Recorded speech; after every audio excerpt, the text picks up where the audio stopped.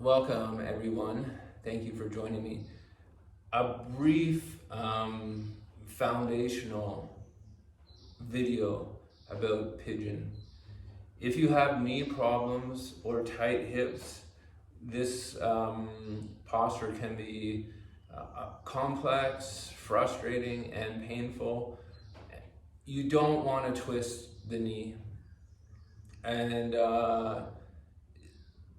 eventually it turns into a back bend. So you also need to practice relaxing and getting comfortable lengthening the spine. So this is going to be the pigeon forward fold, or the sleeping pigeon, or relaxing pigeon, whatever the kids are calling it these days. Okay, so you can start from downward dog or from tabletop. I have warmed up. I don't recommend doing pigeon pose first thing in the morning, just straight away. So maybe do a couple vinyasas or a couple warrior and lunging sequences and get the blood moving. From tabletop, I come into the pose. Where you put your knee is going to determine where the stretch is. So I like to put my front knee at the front corner of the mat. Then I take some time here. I walk the back leg back and I peek at it and I see, is it in the midline? Right now I'm up on the toes, but you can be on the top of the foot. But the toes face back straight or they're curled under. So this leg is straight. I'm trying to keep my hips square to the front of the mat the whole time. I'm not twisting or turning around from the hips. This shin is at a 45-degree angle, or it's parallel to the top of the mat. If you have tight hips, it's going to be at a 45.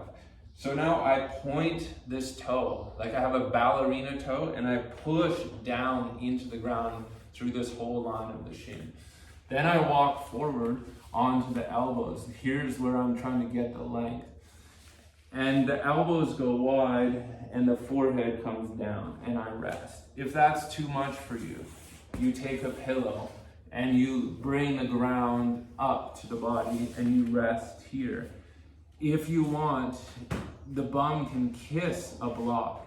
So my sit bone, maybe there's 1 or 2%. It's just so the bum knows the block is there, and then you relax down into it. Okay, walk the hands back. Getting out of any posture is just as important as getting in. So things have changed. You've done the posture. You pay more attention getting into it. You're using energy as you hold the posture in the sort of at its peak or at its deepest point of stretch, sort of the maximum effort. So it's maybe your awareness wanders, or you're tired, or you're fatigued, but make sure you get out of your postures with as much awareness as you enter them. Let me move this. I'm using my hands. I curl the back toes under and I lift myself up so that there's no weight in the knee or pressure in the knee. I move my props to the other side. I get a good foundation.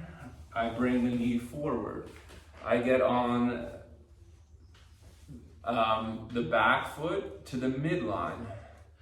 I move, again, there's weight in the hand. I move the left foot over to the right side of the mat. I point it. I get the shin down, pressure into the whole shin.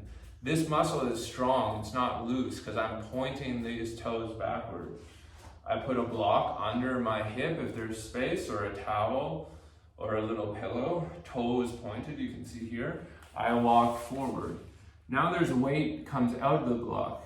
The block is just there. I'm not sinking, I'm not resting on the block.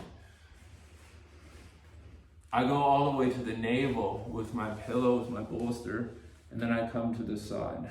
You see my elbows are to the side, the shoulders are relaxed. And I breathe into the back body. If you can see, this area it's flat. If I put a chai tea on the sacrum, it's not gonna roll to one side. You can see I'm not rolling, I'm not shifting. I'm straight up and down. I walk back. I'm careful, I take my time, there's no rush. I load the hands and I come out. Okay, thank you for watching. Go slowly and be careful as you enter this one, and make sure you warm up. Any questions, post them in the box below, or feel free to send me an email. Thank you.